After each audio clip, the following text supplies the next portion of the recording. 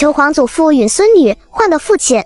女孩重生后，第一件事就是给自己换个爹。这次她不要权势滔天的太子亲爹，而是要认那纨绔王爷为父。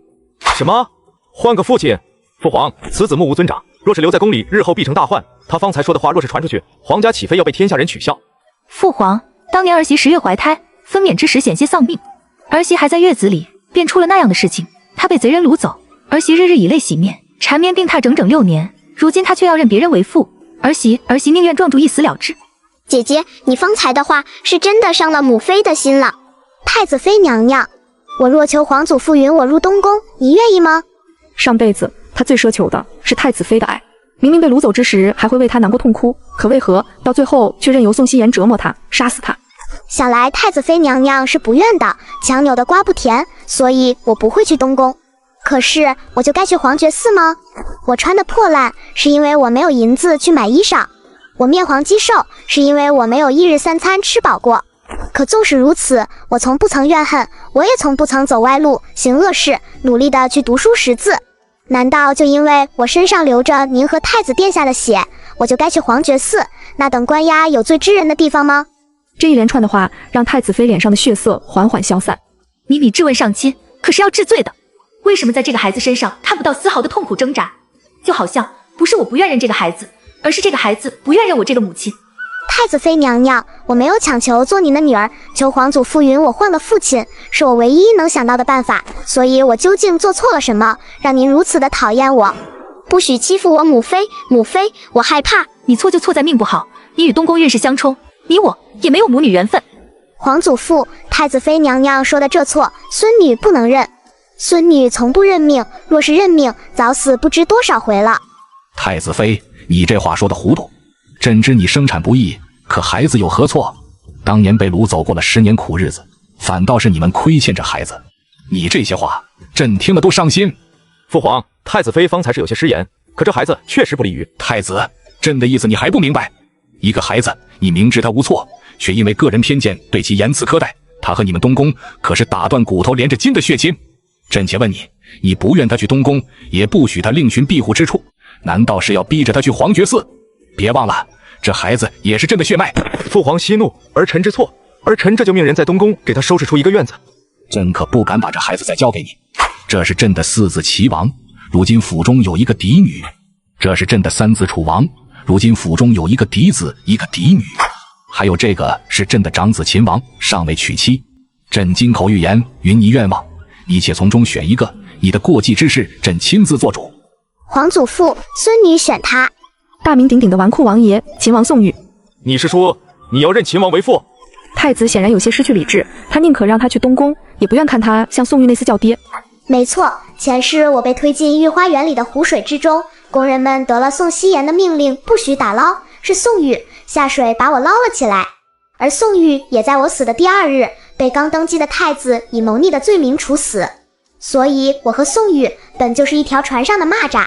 果然这个孽障就是来克我的。二弟，如今我膝下无子，你刚好又不喜欢这个孩子，不如把孩子给我，两全其美啊！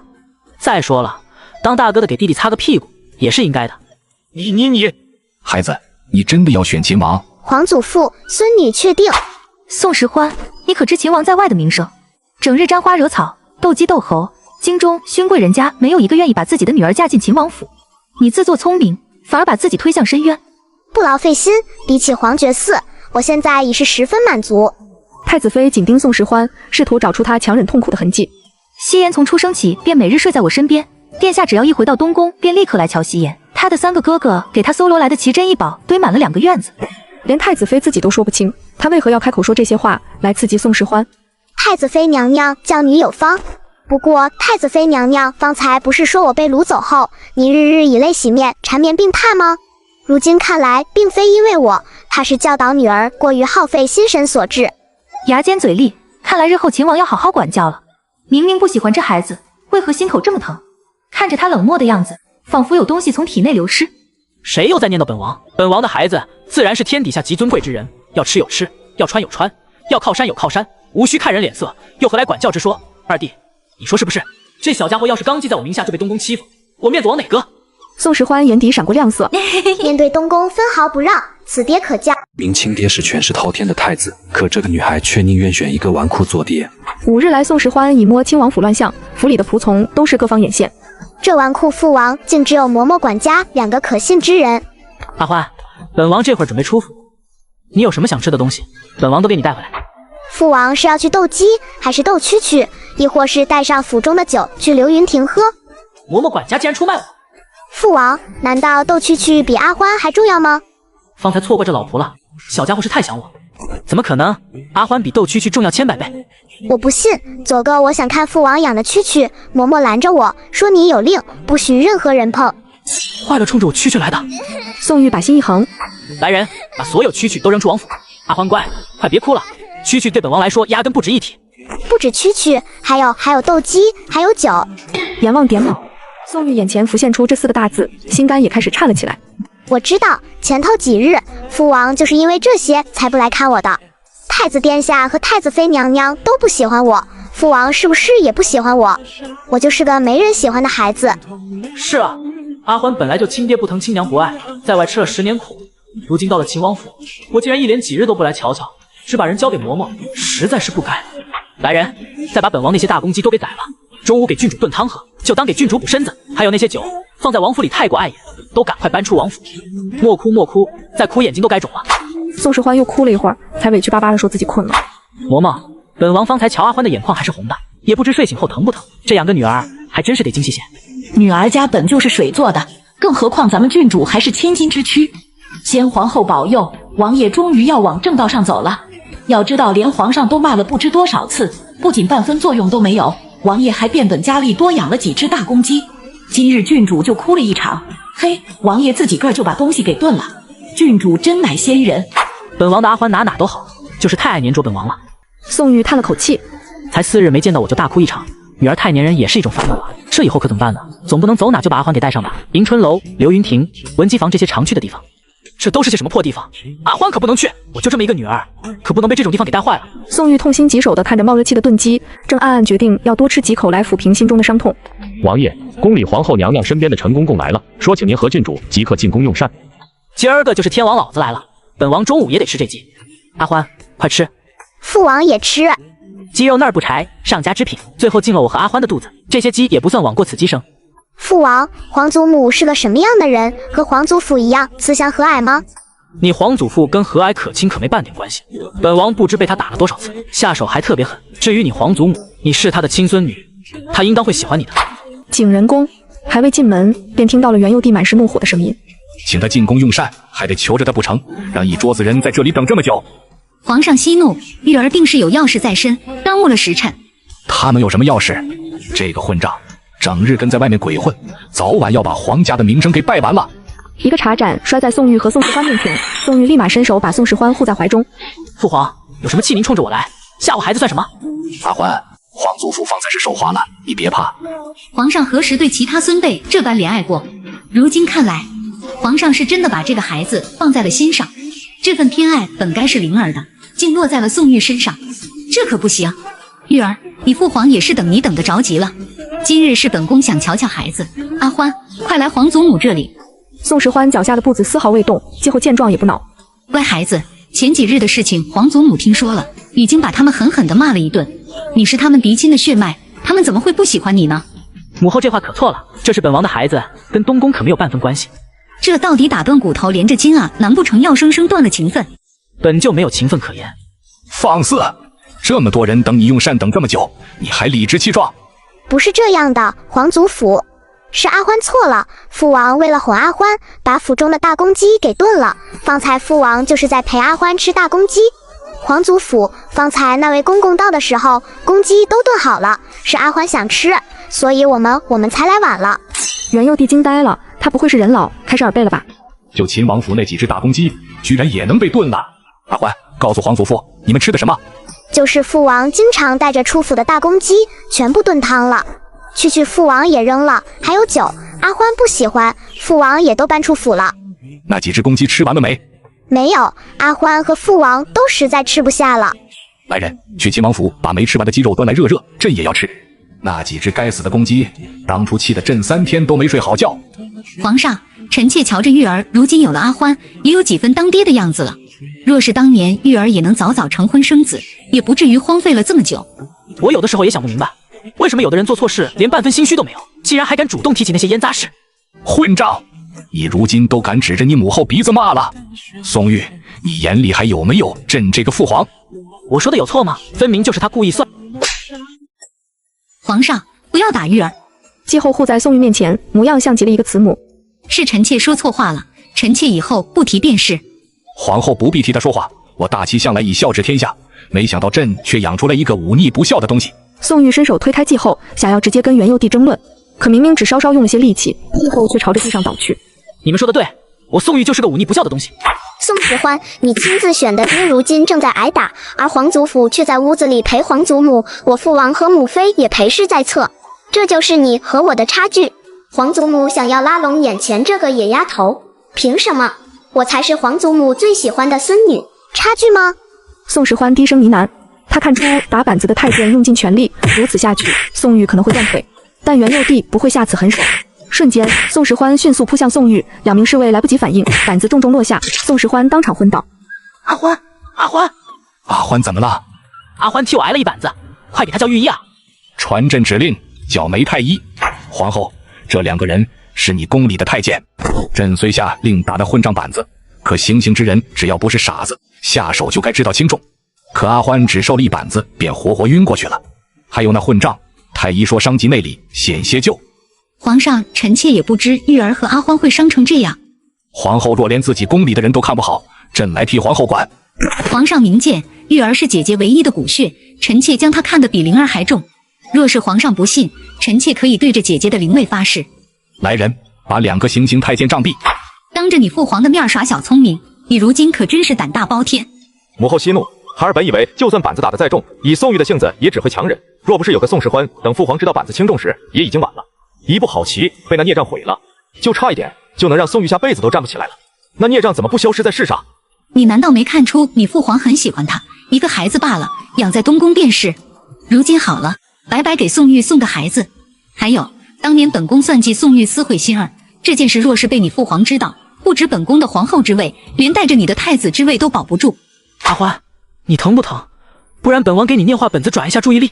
父王，我没事。阿欢，你知不知道这板子再重几分，你这辈子可能都站不起来了。本王一个大男人挨几下板子能有什么大碍？你还是个孩子，替我挡什么板子？宋时欢张嘴正欲说些什么，余光突然扫到了屋外的一道影子。元佑帝在外面，我看到那2个人使劲挥板子，我害怕。以后你就习惯了，只要有你皇祖母在，本王被打的次数多的数不过来，指不定哪天本王就被打死了。我这个父王可真是太上道了。可是父王，你没有用力推皇祖母，对不对？为什么不跟皇祖父解释？这样就不会挨打了。鬼才会听本王的解释，有这闲工夫，还不如赶紧把板子挨了，回府听曲儿去。不对，父王，我今年10岁了，耳朵能听，眼睛能看，父王说的话我都相信，所以无论如何，父王要和我解释。人小鬼大，你要是推了皇祖母，那就是坏人。阿欢不希望父王是坏人。一听这话，宋玉立刻开口替自己澄清：对，本王绝对没有用力推你皇祖母，之所以推开他，是不想他挡在本王和你皇祖府之间。那你说什么皇祖母陷害你是骗人的吗？当然不是，当年本王的确是被算计的。宋玉恨不得对天发誓，开玩笑，他可不能让阿欢觉得他是个坏人。我就知道父王是天底下最好的父王。屋外元佑帝险些站不稳，胸口开始来回起伏。皇祖母不是您的娘亲吗？为何如此待您？她才不是本王的娘亲。怪不得，若是父王的娘亲，肯定会心疼父王的，就像阿欢愿意给父王挡板子。元佑帝眼前一阵阵的发黑。2个太监若没有主子授意，敢对一个王爷下那么重的手吗？吴奇，叫太子过来见朕。儿臣拜见父皇。打开看看，看看你干的好事。父皇明鉴，儿臣绝无结党营私之心。那日儿臣之所以宴请宾客，是因为戏言说牡丹花开得好，想请大家去瞧瞧。就因为一个幼童的一句话，你就大费周折的邀请了数十个朝臣和家眷去你京郊的别院赏花，朕狠狠的打。当太子受罚时，皇后又会有何反应？皇上息怒，打不得，打不得啊！朕打自己的儿子，为何打不得？皇上，太子是一国储君，若是打坏了，会动摇国本啊！皇皇上，臣妾敢以性命担保，灵儿绝对不会做出那样的事情。这女孩只是替父亲挨了一板子，而幕后真凶太子却差点被皇上废了。接着打，再打10板子，此事便作罢。这10板子是元佑帝对继后的不满。芬儿，你说朕是不是做错了？朕今日才发现，原来他待咱们儿子，并没有朕一直以为的那么好。当年的事情，朕也得再好好查查。母后，那孩子现在已经被记在秦王名下了。糊涂！难道你们当真以为灵儿挨板子是因为她结党营私？若真是结党营私，那罪名岂是打板子能解决的？皇祖父是心里有气，在替大伯和宋时欢出气，对吗？这个孙女哪都好，可就是不知为何没入皇上的眼。不止西颜，就连颜征也一样，皇上对他们跟对待其他孙辈没什么区别，唯有宋时欢不同。他是个吃过苦的孩子，皇上当年也是从苦日子里过来的，看到他自然就格外怜惜。有的时候，这一丁点的怜惜，结果就会千差万别。儿媳明白了，可秦王待他极好，他未必愿意再回头。他是你身上掉下来的肉，你说些软话，对他好些，他还能记你的仇不成？你只需拿出待西颜的一半好就够了。阿欢，你真的不喜欢看画本子？宋玉看着宋时欢翻阅史书，神色满是不可思议。居然还有不喜欢看画本子的人，真是稀有啊！皇祖父说了，读史书能明理，我之前在外面都看不到这些书，就是有些地方我看不懂。父王，这一处是什么意思？宋玉脸上的笑容僵在原地，他打小就不爱去上书房，怎么会知道是什么意思？书到用时方恨少。本王怕给你解释错了，这样，本王给你专门请个夫子。姐姐哪里不懂，问母妃便是。母妃当年是京城出了名的才女，姐姐不必另请夫子。身子怎么样了？殿下特地叮嘱，让给你带根千年人参补补身子。见宋时欢看的是史书，太子妃心里忍不住软了一块。她在这个年纪的时候，也同样爱看史书。史书晦涩，看不懂是正常的。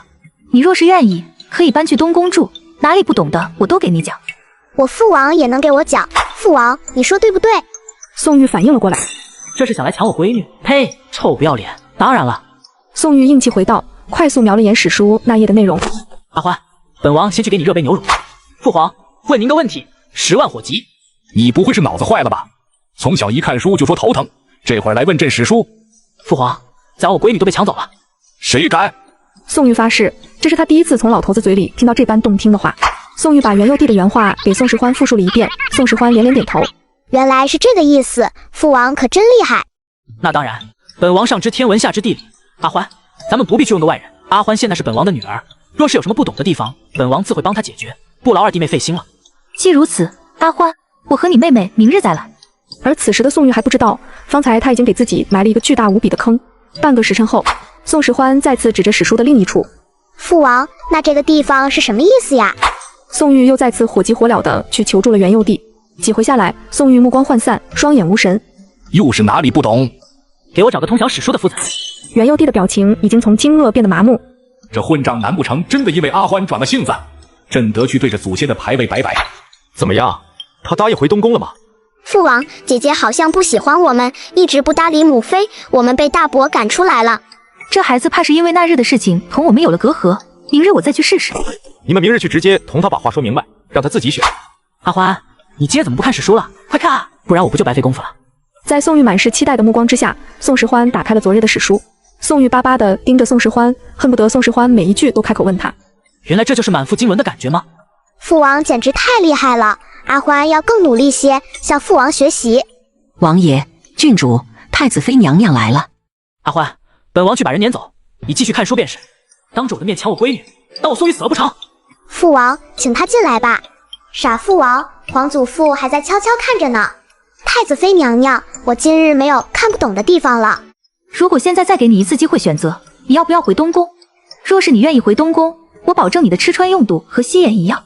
二弟妹，当时你们要把阿欢送到皇觉寺，现在又要把人接回东宫，怎么一顿板子就把你们打清醒了？大哥，阿欢是我10月怀胎把她生下来的。宋玉哑口无言，忍不住看向宋时欢，这一条他无从反驳。亲那日他遭亲爹厌弃，于是他转头认了亲爹的死对头当爹。我不愿意去东宫。你可想好了？我宋时欢就是秦王府的嫡长女，秦王就是我的父王。当日您和太子殿下厌恶我，如今却又想我去东宫，难不成是我身上多了什么好东西？太子妃被点破心思后，气急败坏地离开了紫宸殿。阿欢的父王比宋希言的父王强，对不对？宋希言的父王会的，我父王都会。宋希言的父王不会的，我父王还会。宋玉心肝乱颤，我不太会啊。父王为何不说话？宋玉艰难地咽了咽口水。咱们不跟宋希言比，在本王眼里，他连你半根手指都比不上。可是宋希言非要和我比的。那日父王挨板子，是宋希言跟我说，这就是我和他之间的差距。不过紧跟着他父王就也挨板子了，所以还是我父王厉害。当然，本王自然是比太子厉害。宋玉底气不足地说道，眼神也四处乱瞄。他喝酒喝不过本王，斗蛐蛐不行，听起儿的品味也不行。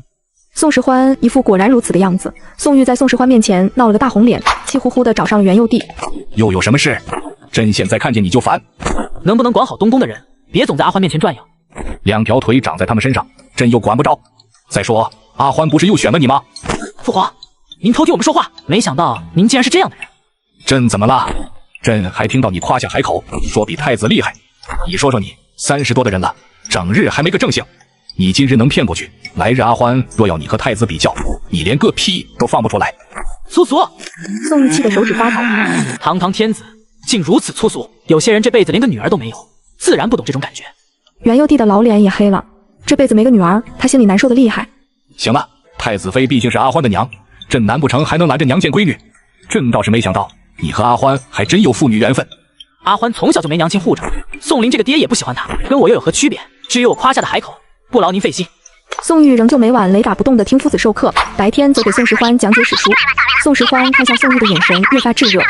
父王给我讲解的时候引经据典，这些典故绝对都是临时听先生说的，在我面前却记得丝毫不差。在读书上，这妥妥是有天赋的，我好像真的可以望父成龙。王爷，皇上请您去正殿。叫本王去有何事？父皇主动叫我，准没好事。皇后娘娘还有太子妃娘娘都来了，还有常夫人。她来做什么？本王去瞧瞧。太子妃乃常氏嫡女，如今的常夫人更是太子妃的兄嫂。常氏是京城公认的大善人，本宫自然是相信阿欢的。可如今谣言四起，得先想个法子保下阿欢的名声。阿欢绝不是那样的孩子。大哥，我们都相信阿欢，可谣言说阿欢恃强凌弱，还偷东西抢人吃食。如今阿欢又迟迟不回王府，外面人自然是猜测皇家惩治了阿欢。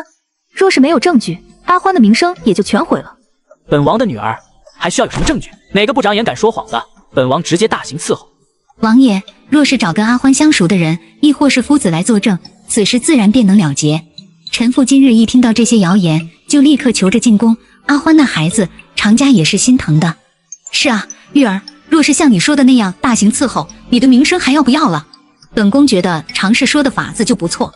继后这也是下策之举。东宫拉拢宋时欢不成，那他就只能毁了这个祸患。本王不在乎什么名声。够了，既然是阿欢的事情，先把阿欢叫来问问再说。皇上，福安郡主求见。阿欢，有件事情朕想问问你。袁佑帝把谣言同宋时欢说了一遍。你怎么看？宋时欢看向宋玉。所以方才父王是在替我说话。才好的，快把房顶都掀翻了。本来就是没有的事，你不好好在甚养伤，来这里做甚？皇祖父，孙女有一事不明。我被坏人泼了脏水，为何不是让坏人拿出证据，而是让我自证呢？我父王说的对，就该先把那些坏人抓起来。若是拿得出证据，孙女认罚；若是拿不出证据，受罚的就该是他们。阿欢这话倒也有理。方才我在门外之时，听到常夫人说可以寻跟我相熟的人，亦或是夫子来作证。臣妇也是担心郡主，想着能早点替郡主平息谣言。可是我没有相熟之人。至于夫子，我只偷偷听他授课，他连我长什么样子都不知道。阿欢，人怎么可能没有相熟之人呢？可不许撒谎，难不成这么多年你都是独自生活，谁也不靠？阿奶把我养到7岁便去世了。那他的孩子或者他的邻居街坊都定然跟郡主相熟，只要找到他们，就能证明郡主的清白。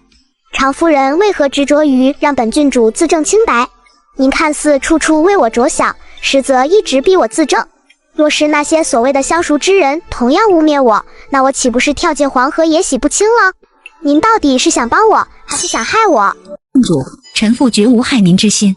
阿欢，你还不知道，常氏是京中有名的善人，你怕是误会他了。皇祖父，是孙女说话不周了。既然常夫人是善人，不如就让她把那些造谣孙女的人抓起来，好好审问，还孙女一个清白。常氏，你可愿意？臣妇愿意。常氏心沉到了谷底，他奉皇后之命，特意接近与郡主关系密切的人，早早收买他们，准备将一盆污水泼向郡主。那些谣言也是常家策划的，如今让他去寻找谣言的源头。皇祖父、孙女也不忍心让常夫人太过劳累，可我父王又伤重，您能不能派人帮帮常夫人？吴奇，派2个人帮着常氏一起找。朕的孙女岂是什么人都能凭空污蔑的？皇上，臣妾觉得不如让阿欢先回王府，这样至少能先告诉众人，皇家没有惩治阿欢，至少得把人给送出紫宸殿。不成，阿欢不宜颠簸，若是出了什么问题，谁陪本王一个女儿？就是，谁能陪着一个孙女？不必在乎外面那点闲言碎语。连个孩子都哄不回来，你让本宫说你什么好？母后，儿媳不是没有去哄，是那孩子一心都在秦王府。今日皇上对他是什么态度你也瞧见了，常家来日又该如何跟皇上交差？倘若你把人哄回来了，何苦被逼到现在这番田地？皇祖母，有些人注定是养不熟的。他是东宫为洪水猛兽，就算回到东宫，也未必真心替东宫打算。既如此，不如一开始就划分敌我。至于交代，这个简单。接着往下说。宋延征这个长孙，在季后眼里还是很有分量。若是造谣之人因愧疚而服毒自尽，自然就有了交代。那就这样办吧，记得把尾巴扫干净。3日后，什么？宋时欢手中的茶碗落地。郡主，侍卫们找到散播谣言的那几人时，早就都没气儿了。探查后发现都是服毒自尽的。我以为把常氏逼到了死胡同，至少能让皇祖父知晓谣言是常家散播的。可万万没想到，那些造谣之人竟然都死了。好一招釜底抽薪，是我轻敌了。阿欢看起来昨晚没有睡好。宋时欢几乎是瞬间反应了过来，下手杀人的是眼前的宋延征。皇孙殿下来我这里作甚？我今日来是特地给你带的东西，里面是西岩的一些画作和做的诗句，怕你闷得慌，你且看看有没有什么想学的。宋延征昨日一听到宋时欢摔了茶碗，一早便来了紫宸殿。他最喜欢看猎物惊慌无助的样子。嬷嬷收下吧，多谢皇孙殿下。我该怎么给宋延征回礼好呢？听说刚才宋延征来了，阿欢，那小子没欺负你吧？父王，我是不是很差劲？怎么可能？那皇祖父呢？我也要问问皇祖父。阿欢，你在朕心里一点都不差劲。可我不会画画，也不会作诗。我知道皇孙殿下是为我好，可我看到那些东西，心里就很难过。宋延征这小子绝对是故意的。父王，皇孙殿下也是好心，是我没有像西岩那样的天赋。这哪是什么天赋？吴奇，去把太子妃和西岩叫来，让西岩讲讲他这几年是如何勤来捕捉的。父皇，西岩本就是极有天赋的。朕明明记得你和太子总是说西岩每日天还没亮就起身练习，这不就是笨鸟先飞吗？时间一晃而过，宋时欢也在紫宸殿养足了1个月。启禀皇上，臣以为秦王殿下极具念书的天赋，凡是臣讲过的，只一遍王爷便能领悟精髓。你方才说谁有天赋？回皇上，是秦王殿下。谁？元佑帝双眼瞪大。等下，朕给那混账封的就是秦王吧？郡主饶命，郡主饶命！皇祖父凭什么说本郡主笨鸟先飞？阿春，你说本郡主笨吗？郡主是整个大齐最聪慧的女子。胡说，皇祖父都不觉得本郡主聪慧，你却这样觉得，竟然敢违逆皇祖父的意思。违逆圣意，来人，拖出去处置了。西岩，这次是大哥不好。大哥，现在那个野丫头肯定得意极了，指不定怎么笑话我。莫哭了，大哥替你出气。既然敢反将一军，倒是我们轻看他了。我要他成为所有人眼里的小丑，就像宋玉一样，是天下公认的草包。明日他就该回秦王府了，秦王府可不比紫宸殿，我们下手的机会多的是。我就知道大哥对我最好，我宋希言生来富贵，日后也会是大齐最为尊贵的公主，而宋时欢只会被我踩在脚下。所有人都以为秦王是草包废皇子的时候，竟没人发现他才是过目不忘的读书天才。你方才说谁有天赋？回皇上，是秦王殿下。怎么了？宋玉被看得有些结巴，心里把自己最近干的事情都扒拉了一遍，连半分出格的都没有。没事。元佑帝声音陡然变得柔和，宋玉浑身鸡皮疙瘩都起来了，猛地往后一跳。不对劲，我脸上有花吗？宋玉忍不住摸了摸自己的脸，元佑帝依旧笑呵呵的，扭头看向宋时欢。阿欢，最近史记看得如何了？回皇祖父，这一本孙女看完大半了。那朕考你几个书上的问题，你若是都答上来，朕再许你一个心愿，如何？皇祖父尽管考教便是。一连几个问题，宋时欢都对答如流。元佑帝的眼底越来越亮。有天赋的竟不止那混账一个，眼前的乖孙女也同样有天赋。阿欢，等这本史书读完，若是还想再读些别的书，尽管跟皇祖父说。皇祖父不必担心，王府也有书房，我看书房里的书就够啦。要是有不会的地方，父王会给我讲明白的。宋玉心里顿时警铃大震。阿欢，刚才你皇祖父可是许了你一个愿望，还不快谢人？多谢皇祖父。那我现在就能提吗？君无戏言，你尽管提。我想要2个贴身婢女，最好一个会武功，另一个能开药方子。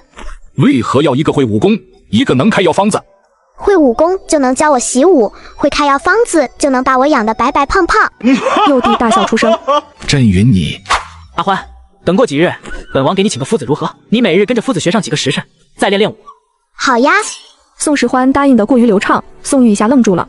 你听夫子讲课还有习武的时候，本王可不能陪在你身边啊。我知道。父王能给阿欢找个状元郎当夫子吗？不对劲，本王明明想要的就是阿欢乖乖去听夫子授课，这样就不必继续偷摸着看那些不喜欢的书。可阿欢真答应了，这心里怎么哪都不舒坦。奇了怪了，还状元夫子，能有本王讲的明白？你们一个叫迎春，一个叫鲍夏，可好？多谢君主赐名。怎么了？父王又出府了？正如郡主所料，方才王爷便急匆匆地出了府，瞧着应当是去听曲去了。父王想去便去。嬷嬷，书上说做事要循序渐进，不可贪多贪快。父王待我已经足够好了，我不能一味地要求父王，也要适当的欲擒故纵才是。郡主说的是老奴想差了。嬷嬷安心便是，最近要您多费心观察府里的动静了。我让宋希言出了那么大的丑，东宫又怎会放过？如今身在王府，东宫想要出手，可谓是易如反掌，我必须慎之又慎。宋玉一直到傍晚才回王府。郡主可有哭闹？回王爷，郡主早早便歇下了。歇下了？临睡前也没提到本王？提到了，郡主让老奴提醒王爷，尽快给他寻个夫子。知道了，怎么回事？阿欢怎么不黏着我了？第二天，宋玉故意在临出府前跑去宋世欢的院子里溜达了一圈。父王，阿欢的夫子找好了吗？还没呢，本王一会儿打算出府转转，回府会很晚。宋玉说罢，盯着宋世欢的反应。毕竟上一次阿欢可是哭着不让我出府。好，父王要注意后辈的伤养。往日寸步不离的小棉袄，如今却不黏着秦王了，这让秦王很郁闷。王爷有什么烦心事，说出来，奴家们给王爷出主意。你们能出什么主意？王爷莫要小瞧奴家，有的时候女儿家心细，能想得更加周全呢。女儿家？本王且问你们，如果你们本来有一个很粘人的女儿，但是她却突然不粘你了，是什么原因？小姑娘肯定是想要有人陪的。奴家觉得郡主只是表面上不粘着王爷，其实心里偷偷难受呢。本王觉得你说的最靠谱，本王要回王府。哎，别走啊！我要是这个时候回府，肯定要被我爹抓个征兆，再等一个时辰回去比较安全。提起你爹，本王还真有个事必须得你来办。1刻钟后，沈清平捧着一本史记在风中凌乱。你方才听到王爷说的话了吗？他竟然让我去请教我爹，然后再去王府给他把这破书给讲明白。这三言，不然您再考虑考虑。王爷他给的实在是太多了。走，回府请教我爹去。金灿灿的，抵得上我半年的月钱了。郡主药熬好了。迎春接过了嬷嬷手中的药碗，可下一秒，迎春的眉心便皱了起来。怎么了？可是这药有问题。郡主，这屋子里熏香的味道太重，奴婢把药端去屋外闻闻。迎春正欲往外走，却被宋时欢拉住。嬷嬷，把熏香灭了，开窗通风，隔墙有耳，就在这屋子里闻。郡主，这药跟平常喝的不对，多了一味迷醉，是能致幻的药。服下此药者会神志不清，言行举止如同疯子一般。曾经有人误服此药，当众脱衣。迎春说出的话让在场众人都脚底生寒。想把本郡主变成个疯子，还好赶上你喝药了，专门给你买了南极的蜜饯。父王不是说要回来的很晚吗？放心不下你，就赶紧回来了。本王走后，小家伙肯定偷偷在难过。以后本王单日出府，双日留在府里陪阿欢，可好？郡主，要不要让王爷把这件事情禀告给皇上，让皇上来查明真相？不了，父王是个炮仗脾气，等不到查明真相就会闹出乱子，吃亏的反而是他。那郡主打算怎么做？如今我们势单力薄，如果想要查的话，只怕一开始就会打草惊蛇。谁说要查了？我不打算彻查这件事情。这满府的眼线数也数不清，可哪有终日防贼的道理？不如把现在的棋盘推倒，由我来做执棋者。几日后，阿欢怎么样了？本王这就进宫请梅之灵。王爷，若是去请梅太医，郡主的名声可就……宋玉完全听不懂嬷嬷的话，便急忙踏进了屋子。屋门一关，隔绝了屋外各种打探。这是做甚？阿欢，你没事吧？父王可愿陪阿欢演一出戏？演戏？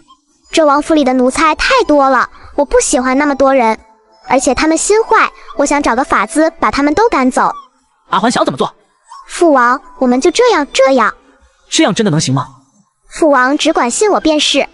王爷，这茶楼不是咱们该来的地方，不如咱们去对面的酒楼吧。本王打算把府里的人都清了。王爷，您终于想明白了。不过王爷是怎么想通的？阿欢不喜欢那么多的人，就因为郡主不喜欢？沈清平有些不服气，他和王爷可是从小穿一条裤子的，竟然比不过一个半路冒出来的女儿。阿欢不喜欢，这还不重要吗？但是阿欢不愿本王去亲人，说有损名声，所以这几日本王得配合阿欢，每日都得在外面待着。王爷竟还在乎名声，本王不在乎，但阿欢在乎。阿欢说了，欲先使其灭亡，必先使其疯狂。行，你现在满脑子都是福安郡主。王爷，什么时候能让我见上郡主一面？你什么时候把史书看完了？什么时候就能去？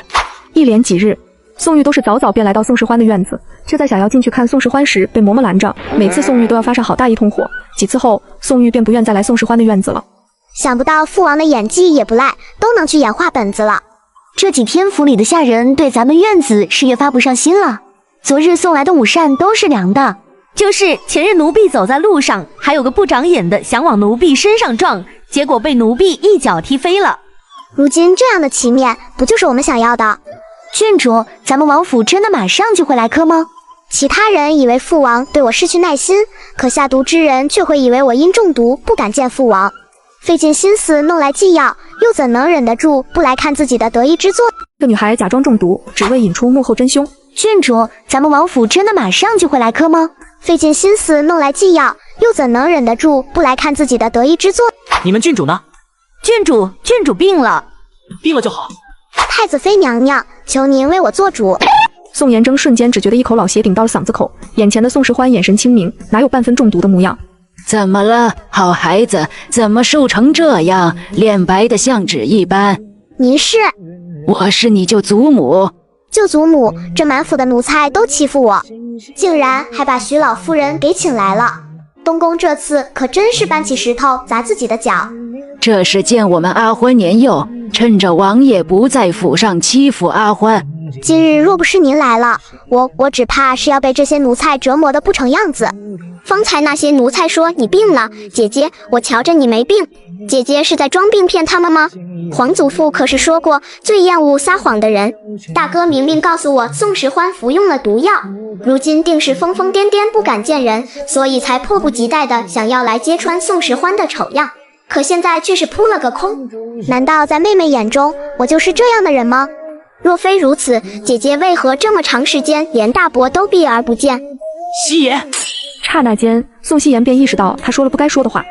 夕颜，你怎么对本王府上的事情了解得这么清楚？夕颜说阿欢对本王避而不见，难不成夕颜你在本王的王府里安了眼睛？我就是随口一提，看来妹妹也是不明真相，却宁愿相信那些刁奴，也不愿相信我。你明明就是故意想要。接下来的话还没说出口，就被宋妍铮捂住了嘴。大伯，舅祖母，夕颜有些失智，莫要见怪。好了，那就请太子妃做主吧。太子妃缓了缓神色，原见宋时欢被刁奴欺负，她心里也极为恼火。毕竟宋时欢是她生的孩子，被奴才欺负算什么事情？但方才宋妍铮和宋夕颜的反应，又让太子妃有些生疑。把这些人都打20板子，然后发卖了。临走前，徐老夫人意味深长地看了太子妃一眼。娘娘，人10根手指虽有长有短，但若是断了一根，那可就是钻心的疼了。你们是不是有事瞒着母妃？母妃多虑了，夕颜就是孩子心性，说宋时欢装病也是为了提醒他，皇祖父不喜欢撒谎的人。夕颜，你大哥说的对吗？母妃，我承认是我不喜欢他，所以想挑他的刺。我就是害怕他分走母妃的爱，我太爱母妃了。不是我想的那样就好，不过也是，夕颜是多么善良的孩子，虽然有一些骄纵脾气，但又怎会做出那种事情呢？好了，是母妃不好，你永远都是母妃唯一的掌上明珠。父王，那些消息都散出去了吗？本王出马，自然是没有问题。如今外面传得沸沸扬扬，都说秦王府的郡主被刁奴欺负。阿欢，这几日本王一直在想，宋夕颜之所以那样说，很大概率就是因为咱们府上那些刁奴也有他的耳目。不是，父王怎么才想明白？父王说的对。宋时欢主打一个鼓励式教育，真是无耻。阿欢别怕，本王去给你出气。怎么个出气法？仙人自有妙计。竟说要为我出气，没想到竟去找皇祖父告状。行吧，来回就是那么一两句，说的也不嫌烦。宋希言，一个10岁的娃娃就敢往秦王府里安插眼线，还真是知人知面不知心，说不准就是背后有人指点呢。如今那些刁奴板子也打了，你府上也清静了，这次就先算了。若是有下次，朕定严惩不贷。凭什么这次就算了？你有什么证据？那群刁奴被打死的也不在少数。当时打板子前你不拦着先查清楚，现在找朕有何用？这混账真是脑袋简单的要死。我有证人，舅母就是证人。徐老夫人，吴奇，去把舅母请来。元佑帝看了眼宋玉，心里忍不住叹了口气。朕未必不清楚，这混账说的都是真的。宋希言不只是宋希言，还有东宫，行事未免也太过放肆了些。把徐老夫人叫来也好，找个由头，他也能让东宫收敛点，别老算计秦王府。半个时辰后，表兄，怎么是你来了？舅母呢？回皇上，王爷，母亲从王府到家后便生了高热，如今实在是起不来身子，还请恕罪。行了，舅母有没有跟你提到前几日王府发生的事情？说了。那本王问你，宋希言是不是当众怀疑阿欢装病，还对本王在王府的行踪了如指掌？回王爷，母亲没有提到这些。怎么可能？够了！元佑帝明白了什么？朕罚了，你们都先退下。这次的事情既没有证据，就作罢吧。徐家也不是以前的徐家了。回到徐府后，徐金若便来到了徐老夫人面前，把紫宸殿的事情一五一十地说了一遍。糊涂！皇上既然能派人来徐府，那就是信了秦王的话。你在皇上面前扯谎，小心你的脑袋。母亲，我只是说没有听您提到，又不是说这些事情没有发生。要让儿子说，您当日就不该护着那孩子。你什么意思？秦王唤您叫舅母，太子殿下同样唤您叫舅母，这两人之间的差别大了去了。徐静若，徐家能有今日，都是你姑姑用命换来的。我知道，可大姑姑已经死了，现在坤宁宫里住着的是小姑姑。我知道母亲生气，可现实如此，徐家必须得选一边站。既如此，孩儿便选太子殿下。阿欢，你不知道那个徐静若有多可恶。表舅舅喜欢东宫，我们不拦着。本以为徐家是棵可以暂时依赖的树，没想到当家做主的徐大爷也是东宫的羽翼，可惜了。父王，过几日您去牙婆子那儿选几个小厮吧。您出府的时候就让他们跟在您身后，好保护您。也对，不然走出去身后没个小厮，不够气派，还会被沈清平那厮给嘲笑。选些什么人好呢？要我说，就选点机灵好看的，身子骨也要强壮的。阿欢，这身子骨强壮是必须的，机灵本王也能理解，好看这点。画本子里的男角都好看，我也想看看。宋玉闻言脸瞬间黑了下来。来人，把王府里的画本子都烧了。次日，宋时欢便闻到了一股烧焦的味道。嬷嬷，是不是哪里走水了？郡主，这是刘管家在烧画本子呢。全烧了？千真万确，一本都没剩。这下戏班子也不会经常来府上了。几人说说笑笑之时，宫里来人了。